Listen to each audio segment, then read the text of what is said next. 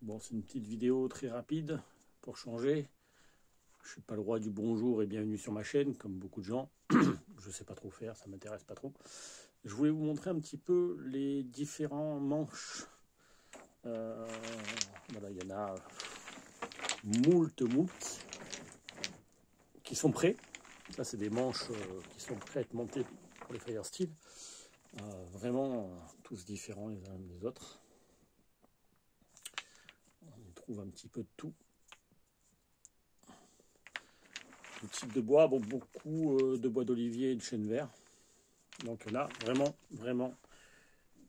je vais faire le point, une énorme quantité. Voilà, je vais vous montrer un petit peu le reste qui est en préparation. Je fais une petite pause. Alors là, on retrouve un petit peu du bois qui est en train de sécher, notamment le Firesteel destiné aux femmes. Ouais, c'est une petite blagounette, mais c'est sympa, je trouvais que ça ressemblait à une chaussure compensée. Alors, on m'a surtout dit pas un talon. Bon, donc, j'écoute les femmes. Hein. Une chaussure compensée. Et ça, c'est d'autres bois. Là, ils sont pas secs. Et c'est vraiment l'étape. Je vais essayer de faire le point. Voilà. C'est l'étape avant de mettre dans l'huile de lin. Donc, il y a différentes essences. Et là, c'est en cours de séchage. Mais là, pour quelques mois. Ceux-là, ils ne vont pas être présentés du jour au lendemain. Voilà. Ici, on peut voir des bois aussi en cours de préparation. Donc ça va être de jolies manches aussi. Il y a des belles couleurs. C'est du bois d'olivier. Hein. Voilà, que j'ai taillé différemment en laissant certains dessins. Du bois d'olivier un petit peu différent aussi. Avec quelques belles marques. Hop, voilà. Donc c'est très beau.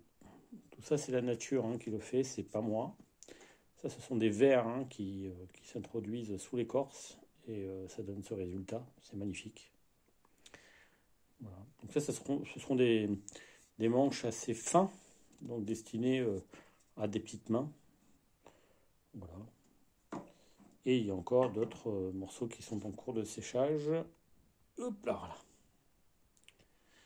Et encore plus vert, du bois d'olivier que j'ai récupéré il y a très peu de temps. On le voit encore parce qu'il y a des feuilles. Hop. J'arrive toujours pas à faire le point avec ce téléphone, c'est pas terrible. Bon bref, voilà, donc ça, celui-là, il va durer, il va rester en séchage à peu près 2 ans au moins, avant de pouvoir l'utiliser.